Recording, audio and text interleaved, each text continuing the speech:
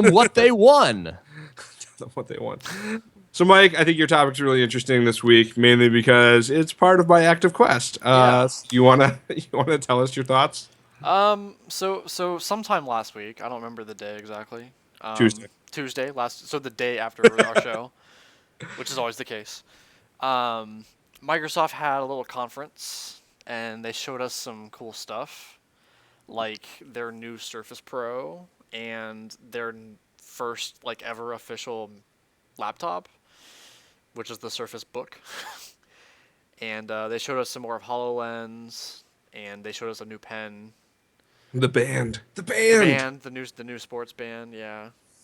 New Um, phones that no one cares the about. new Luminas, yeah.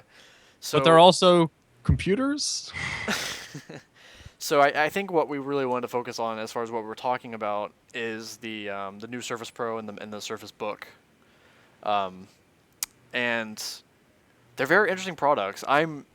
Personally, I look at them and I'm kind of confused why they're two different products. Um, The power, Duke. The power. but I mean, really, they're pretty similar. The only difference is that there's a hinge on. No, they're There's a real keyboard and a hinge discrete between. GPU versus not non-discrete GPU. It's a That's big a deal. huge difference. They couldn't put that in the other one. Not in that size and form factor. Not if you like battery life and not burning your hands. Yeah, exactly. If you like I'm having not- fingerprints. I'm not here to talk about the technical stuff. I'm saying Okay. they're basically the same. Man. Yeah, and of course, obviously, people are going to Technology. compare. The technical don't matter. Obviously, people are going to compare the Surface Pros to the iPad, or hopefully the iPad Pro, which is a closer, product. But I still don't think they're that similar. And then, of course, the Surface Book is going to be compared to, I guess, the MacBook. But I think the lowest MacBook Pro would probably be a better version, right? Yes. Yeah, I mean and that's my complaint is that, as much of a Apple fanboy as I am, like Apple seems to have this thing about like, let's just make it thinner and lighter and we'll put less fans so it'll make less noise. And it's like, at some point, I don't care. Like, make it an inch or like a millimeter thicker and give me an hour more battery life. I do not care. Wow, but that's why they have the other lines. Yeah, So like the that's MacBook. why there's so many options. Yeah, that's why the MacBook Pro's for that, and the MacBook at some point will take over the Air, and then Probably, it'll yeah. be a whole thing in a few years. But I want to talk more about the Microsoft, because to me this event was the first time where I was like, oh, thank God, they have some style, Yeah. and they have some cool products. Like, I didn't feel bad for Apple when I saw those products, and they're the first two that I really want to get my little mitts on, even though I'm an Apple fan too. I have a nice old Mac setup going on.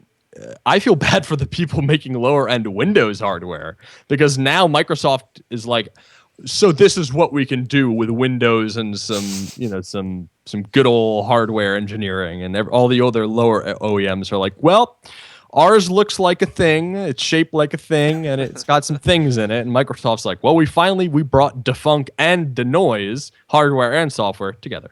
Yeah, well, and I think it's interesting because the chat's pointing out that, like, is this just a post-Ballmer Microsoft doing a really good job? And I think probably. Like, I wonder if Ballmer was just like, hey, you know what? I just want to be like cool Steve Jobs. And instead of being like, hey, maybe my company should make something people want to buy. I mean, like, it took at least 3 iterations of the Surface to make it even like a reasonable product to use. Yep. But and you know what? It's crazy because I feel like I don't think I would have ever thought this 2 or 3 years ago. But like the fact that Windows 10 is almost at the core of this change, like our Xbox Ones are going to get Windows 10 soon. Like the phones, yeah, like maybe at some point the phone becomes good enough. Like, isn't it these phones where there's like a dock that basically makes it a computer? Yes. Yep. It just goes on that's- the screen and That's you can. big. That's Yeah. a big start going. That's something that's going to be happening in the next couple of years, I think. Like laptops and stuff are going to get replaced with your phone connected to a monitor, and that's your computer. They just, things for that, ironically enough, for that to happen, things do have to get like smaller and thinner so they can pack a good amount of hardware into a phone. Like, I don't know if at some point we're going to end up being like, well, this is my Dell XPS gaming phone. No, where, of course. but I think even for competence, we're still a couple years out, but it's so great to see. Like, one of the differences in Microsoft and Apple is Apple will wait and eventually they'll release something later on. It'll be more fully formed. Microsoft is like, well, Gen 1 might be a total sack of crap, but it does exist. Yeah, we can put it out there and then get the feedback that way from all the people who are like, yeah, I'll buy a Gen 1 product. Let the beta testers have it. Yeah, and then 18 months later, they'll be like, yeah, those were for fools. These are the real ones. And by fools, they mean me. Yeah, exactly. Yeah, the early adopter, the Gen 1 people. Hello. Yeah, I've done that before. No, Been a guinea pig. I mean, I think it's... In any case, I was pretty excited about the iPad Pro, and I thought it was a pretty amazing when they showed it off, and I was like, this is what I wanted. Right. Then I saw like the Surface Book, and I was like, maybe the iPad Pro is not what I wanted. Well, it's interesting because I feel like when I look at how I think about the iPad Pro, I think about when Xbox, PS3, and the Wii were initially like trying to fight it out for kind of dominance. And I think the Xbox 360. Oh, sorry. I wouldn't really count the Wii there. No. I count the Wii because they were talking about like developers versus like first party things. Right. Everyone's well, Wii's got the first party and like Zelda game was good and everything like that, but then everyone else was like every other game. And I feel like that's the same thing with the iPad Pro, where I'm like, some of the native iPad applications that really fully take the utilization of the Pro and go to another level are great. And that's why I want the Pro. Mm-hmm. But I can also have full Windows. Like, full Windows, no restrictions. Do whatever I want that I could do on a regular computer. It's true. Yeah. It's difficult. And that's where, like, this year when Apple did their keynote, I kind of sat in the back thinking, like, what if they did unify the OS, like, between iOS and macOS? Like, that would have been cool. Like, I was saying it during me and like Ben and stuff were live tweeting during the Apple event, and I was like, I was tweeting out there, I was like, come on, at the end of this like presentation, just say it runs on OS X.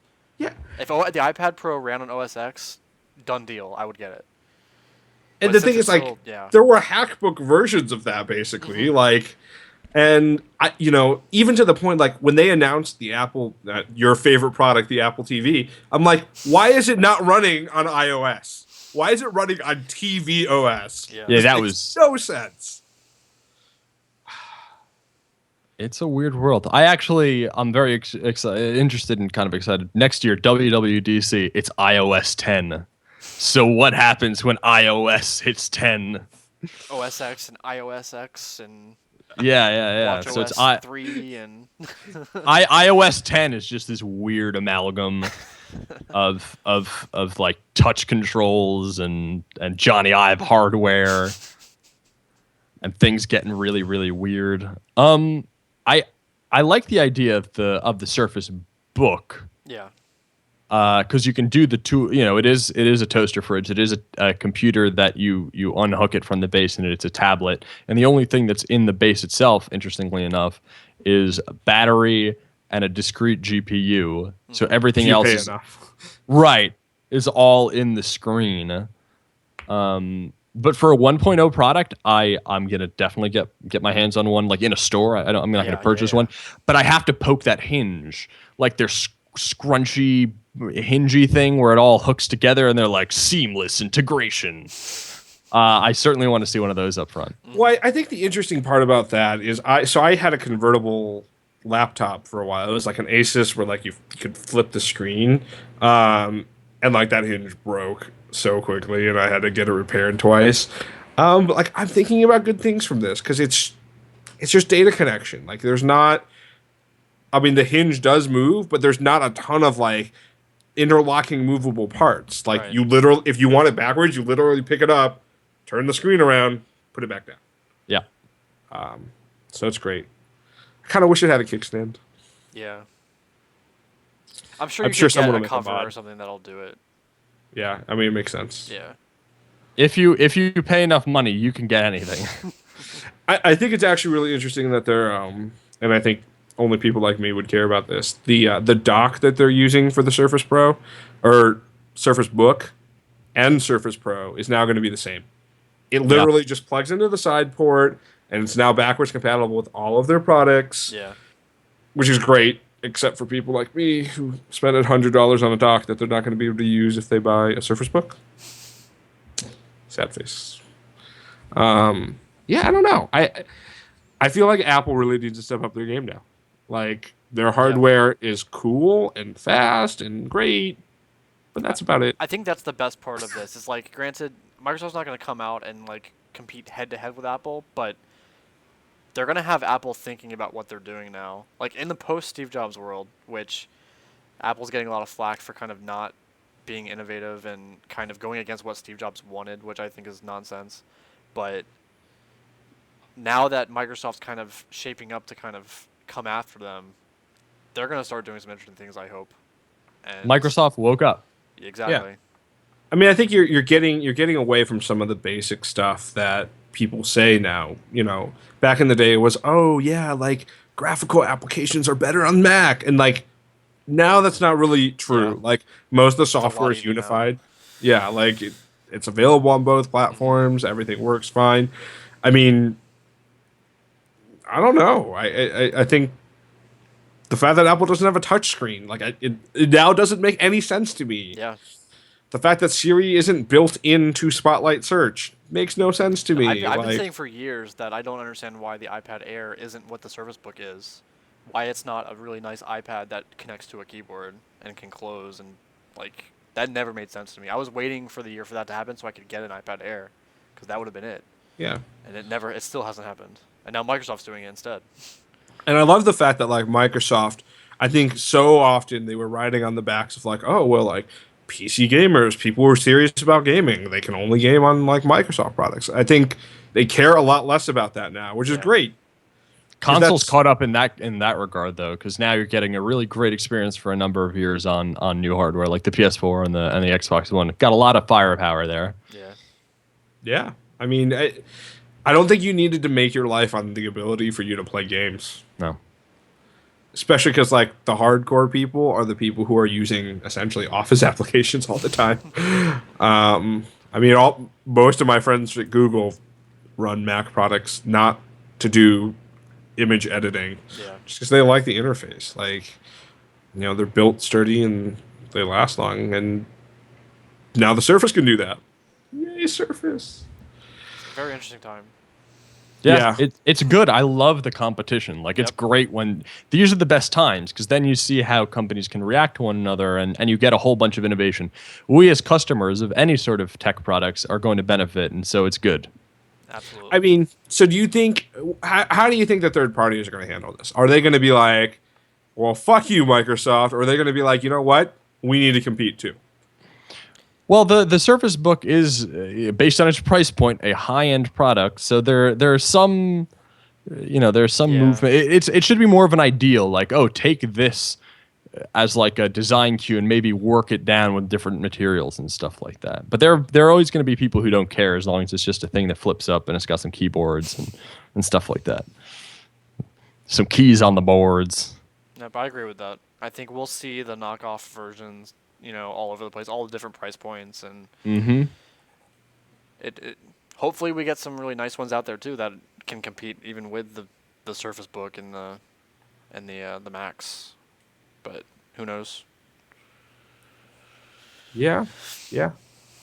I mean, that's the thing. Like, I wish there was a top of the line SKU for the Surface Book that didn't involve a 512 SSD that I feel like I'm paying up the ass for. Yeah. It literally jumps from like $2,000 for a i5 16 gig to like 2,700 for an i7. Yep. 16 gig. It's crazy. It's crazy. I don't know. If anyone wants to buy a Surface Pro 3 with a dock, let me know. Will you autograph it? I will autograph it and everything. It's a middle of the line spec. Like, it's got an i5. It's got good RAM. it's been taken care of very well, very well. But yeah, no, I feel like I can't justify getting a Surface Book yet. Not yet, yeah. But I'll be happy to see where they go with like the second model. You know, the interesting is that's not even what I'm worried about. I just like until Microsoft can like actively compete with Apple in marketing and sales, Yeah, like their prices drop pretty fast. that's true. Even before this, I think Chris bought his like the equivalent of what I have, and I paid $1,300 for last year for like 8. Not bad. A year later, $500 cheaper. Yeah, like Apple doesn't do that. No, yeah, Apple doesn't change until the next one comes out. Period. Yeah, well, great. Any final thoughts, Mike?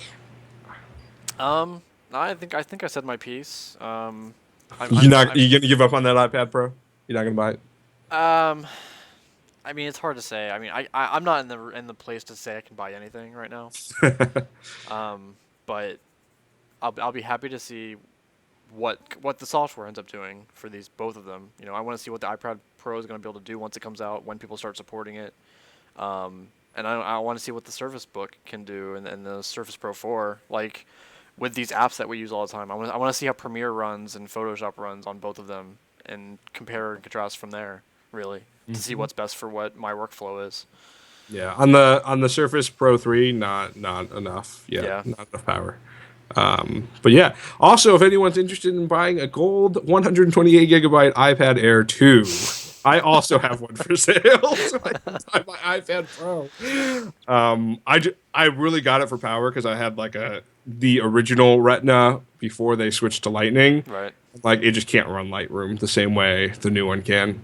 Yeah, that the iPad Air 2 is a beast, and that's why the iPad Pro is like, well, let's just see what's going on. If the iPhones are as powerful as a MacBook, what in the name of all that is holy is the iPad Pro as powerful as? I want those Geekbench scores and I want them now. There you go. You know what? It'd be really interesting if like Geekbench came out with some controversy, or like some products came out with some controversy, like Volkswagen for Geekbench. Like when we detect Geekbench is going, we turn off all these ancillary things and perform so much better. Yeah, all these cycles. Yes. What's the next gate that's going to happen? Who's going to have to resign? That's great. That's great. Good times. Good times.